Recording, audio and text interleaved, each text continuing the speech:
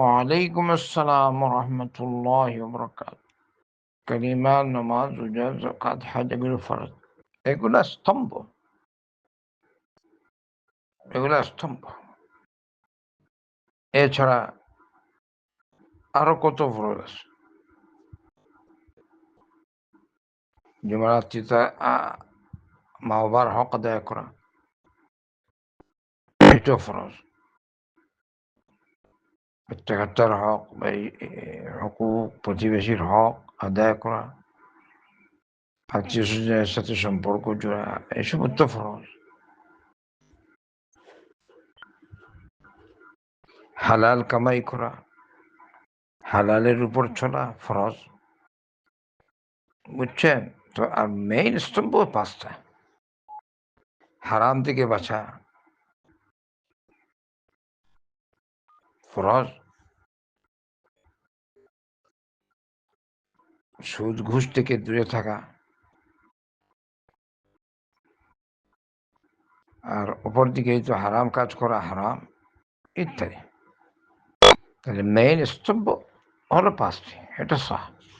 বাকি আরো কত ফরজ রয়েছে, মানুষ দেখবেন এটা এটা করণীয়, এটা করণীয়, সবাই বুঝে এগুলো। আর কোরবানি, হ্যাঁ কোরবানি এটা ওয়াজিব কি সুন্নাহ এর ইখতিলাফ আছে,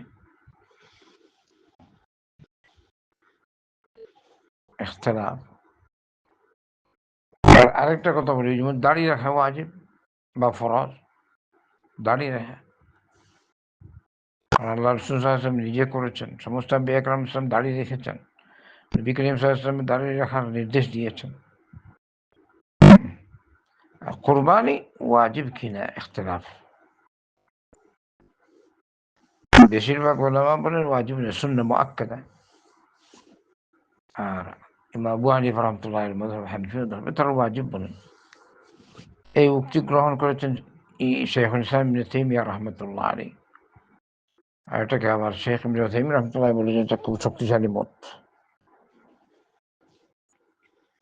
তো এই কোরবানি দিবেন মানে কোরআন এবং সুন্নাহ ঘাটাঘাটি করলে খুব শক্তিশালী ওয়াজিব হিসেবে প্রমাণিত হয়ে যায় ওয়াজিব। আল্লাহর নির্দেশ ফাসাল্লি লিরাব্বিক ওয়ানহার, কোরবানি করো। আর নবী করিম সাল্লাল্লাহু আলাইহি ওয়াসাল্লাম বাস্তবে কোরবানি দিয়েছেন, সবসময় দিতেন। ঈদুল আযহা কোরবানি নিয়মিত দিতেন সাল্লাল্লাহু আলাইহি ওয়াসাল্লাম। কোরবানি দিবেন, কোরবানি ছাড়তে নাই। হ্যাঁ তৌফিক নাই, নাই তৌফিক আছে, ছাড়বেন না। আর যদি এমন কি কেউ যদি এটা সুন্নাত, এটা তাকিদ যুক্ত সুন্নাহ, মানে কোরবানি যথাসম্ভব মানুষ কোরবানি ছাড়বে না। বারাকাল্লাহু ফিক।